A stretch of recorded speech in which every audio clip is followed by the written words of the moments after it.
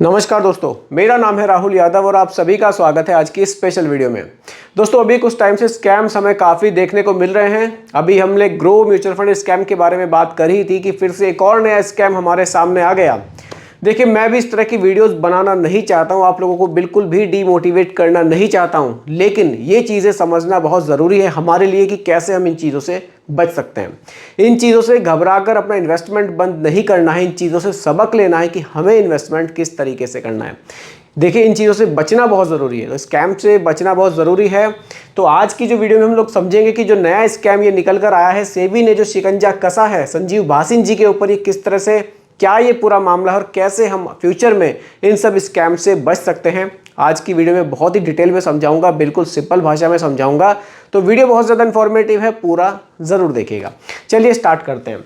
देखिए, सेबी ने शिकंजा कसा है संजीव भासिन जी के ऊपर। आईआईएफएल के साथ ये जुड़े हुए थे, लेकिन अभी कुछ टाइम पहले इनका कॉन्ट्रैक्ट वहाँ से पूरा हो गया था। इनकी कुछ तबीयत खराब होने की कुछ वजह निकल कर अभी आ रही है। पूरा मामला तो अभी तक ये क्लियर नहीं हुआ है कि कॉन्ट्रैक्ट ख़त्म हुआ था या फिर इन्होंने बीच में ही उसको छोड़ दिया था, लेकिन कुछ मेडिकल कुछ कंडीशन थी, उसकी वजह से इनका कॉन्ट्रैक्ट वहाँ पर ख़त्म हुआ है। क्योंकि कॉन्ट्रैक्ट की डेट शायद जो अभी सुनने में आई है वो 30 जून तक थी, लेकिन ये पहले ही ख़त्म कर दिया गया है। तो यहाँ भी कुछ अभी शक की सुइयाँ घूम सकती हैं। बाकी तो सेबी की जांच अभी चल रही है। इन पर जो केस है वो शेयर मैनिपुलेशन का यहाँ पर देखने को मिल रहा है। अब ये क्या करते थे, किस तरह से ये स्कैम कर रहे थे, साबित तो अभी नहीं हुआ है, लेकिन अभी जांच यहाँ पूरी तरह से चल रही है। समझने वाली बात यहाँ ये आती है कि हम लोग इस तरह के स्कैम से किस तरह से बच सकते हैं। क्योंकि देखिए, ये जो नाम आज आप देख रहे हैं संजीव भासिन, ये एक बहुत ही पॉपुलर नाम है। काफ़ी सारे न्यूज़ चैनल्स पर भी आपने इनको ज़रूर देखा होगा। अगर आप लोग स्टॉक मार्केट में या म्यूचुअल फंड में कहीं भी पैसा लगाते हैं तो आपने ज़रूर इनकी राय कहीं ना कहीं ली होगी या फिर आपने न्यूज़ वगैरह में इनको ज़रूर सुना होगा। काफ़ी सारे स्टॉक्स के बारे में ये बताते थे और इनके बताए हुए स्टॉक्स पे काफ़ी लोगों ने पैसे भी काफ़ी बनाए हुए हैं। तो किस तरह से ये पूरा खेल चल रहा था उसको समझने की हम लोग अब कोशिश करेंगे। देखिए, किसी कंपनी के शेयर प्राइस को बढ़ाना, किसी भी कंपनी का मान लीजिए कोई शेयर का प्राइस 20-25 रुपये के आसपास चल रहा है। यहाँ थोड़ा ग्राफ से मैंने समझाने की कोशिश की है, थोड़ा आप लोग समझिएगा। मान लीजिए किसी कंपनी का कोई शेयर प्राइस है वो 20-25 रुपये के आसपास चल रहा है। अब कोई भी एक्सपर्ट है जो किसी न्यूज़ चैनल पर या किसी सोशल मीडिया प्लेटफॉर्म के माध्यम से लोगों को बताता है कि यार ये शेयर बहुत जल्दी मार्केट में बढ़ने वाला है, यहाँ काफ़ी बूम आपको देखने को मिल सकता है, इसमें आप इन्वेस्ट कीजिए। अब लोग उस चेहरे पर विश्वास भी बहुत करते हैं। तो क्या होगा कि लोग फटाफट से उस शेयर्स में पैसा डालना शुरू कर देंगे, फटाफट से शेयर्स को खरीदा जाएगा। अब जितना तेज़ी से शेयर खरीदा जाएगा उसके रेट भी यहाँ जंप लेना शुरू कर देंगे। तो धीरे धीरे जो शेयर 20 रुपये का था वो 40 का भी होगा, 50 का भी होगा, 80 रुपये तक भी वो जा सकता है और ज़्यादा भी ये बढ़ सकता है।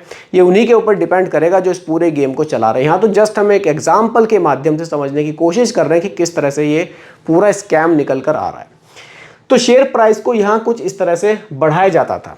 अब जो लोग पहले से ही इस खेल में जुड़े हुए हैं, जिनको पता है कि हमें 20 रुपये की जो वैल्यू है वो 80 रुपये तक लेकर जानी है या 100 रुपये तक लेकर जानी है, वो इसके लिए तैयार हैं। जैसे ही ये प्राइस 20 से बढ़कर 100 रुपये 80 रुपये पहुँचेगा वो तुरंत ही स्क्वायर ऑफ कर लेंगे, अपना पैसा बनाकर वहाँ से निकल जाएंगे। और जो बाकी की भोली भाली जनता है, कहीं ना कहीं वो इनके चंगुल में फंस जाती है।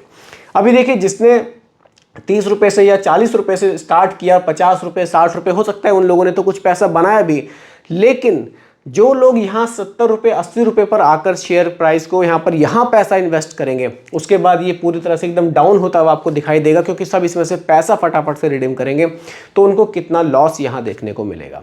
अपना पैसा बना लेते हैं, लेकिन जो लोग इन पर ट्रस्ट कर रहे हैं, जो लोग इनको फॉलो कर रहे हैं, उनके साथ ये कितना बड़ा धोखा कर देते हैं। इस चीज़ को समझना बहुत ज़रूरी है। इसलिए ज़रूरी नहीं है आप जिस एक्सपर्ट पर विश्वास करके चल रहे हैं वो आपको फ़ायदा ही पहुंचाना चाह रहा हो। ऐसा भी हो सकता है कि उसकी वजह से आपको फ्यूचर में लॉस भी देखने को मिल सकता है। इसीलिए अब यहाँ हमें क्या करना चाहिए? सबसे पहले तो हम जहाँ भी पैसा निवेश कर रहे हैं, देखिए म्यूचुअल फंड में कर रहे हैं या फिर हम स्टॉक मार्केट में कर रहे हैं, कहीं भी हम पैसा निवेश कर रहे हैं, थोड़ा सा उसकी बारीकियों को जानना बहुत ज़रूरी है। कोई भी नया NFO आया है, किसी ने अगर आपको किसी सोशल मीडिया पे या फिर किसी न्यूज़ चैनल में कहीं भी अगर आपने सुना कि यार ये नया NFO आ रहा है, फ्यूचर में ये बहुत ज़्यादा रिटर्न्स बनाकर दे सकता है, तो किसी के सिर्फ कह देने मात्र से पैसा निवेश करना हमारी बहुत बड़ी भूल हो सकती है। क्योंकि जब देखिए पैसा निवेश करना ही आजकल इंटरनेट सभी के पास है, तो क्यों ना थोड़ा सा कंपनी को देख लिया जाए, जो नया NFO लॉन्च हो रहा है उसके बारे में थोड़ा सा रीड कर लिया जाए, पढ़ लिया जाए कि आखिर ये पैसा हमारा निवेश कहाँ करेगा। अगर हम संतुष्ट हो जाते हैं कि हाँ ये अच्छी कंपनीज के स्टॉक्स में ही हमारे पैसे को निवेश करेगा, तो ही हमें निवेश करना चाहिए। क्योंकि इस तरह के जो एक्सपर्ट आपको देखने को मिल रहे हैं ये कहीं ना कहीं आपको लॉस पहुंचा सकते हैं। तो इनसे बहुत ज़्यादा सतर्क हो जाने की दोस्तों ज़रूरत है। समय आ गया है कि बिल्कुल आंख बंद कर आंख बंद करके आपको विश्वास नहीं करना है, क्योंकि इतने बड़े बड़े नाम अगर निकल कर आएंगे तो आप लोग किस पर ट्रस्ट करेंगे।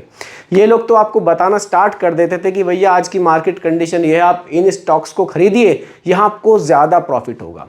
लोग भी आंख बंद करके इनके कहने से तुरंत ही स्टार्ट कर देते थे खरीदना। लेकिन ये इतना बड़ा स्कैम चल रहा था, इन लोगों ने कितना बड़ा पैसा मार्केट से बनाया होगा ये तो पूरा क्लियर अभी जांच चल रही है, उसके बाद ही पता चलेगा। लेकिन फिलहाल जो भी इनकी इंस्ट्रूमेंट्स थे डिजिटल, सभी को यहाँ सील कर दिया गया है। तो जल्दी पूरा पर्दाफाश यहाँ हो जाएगा।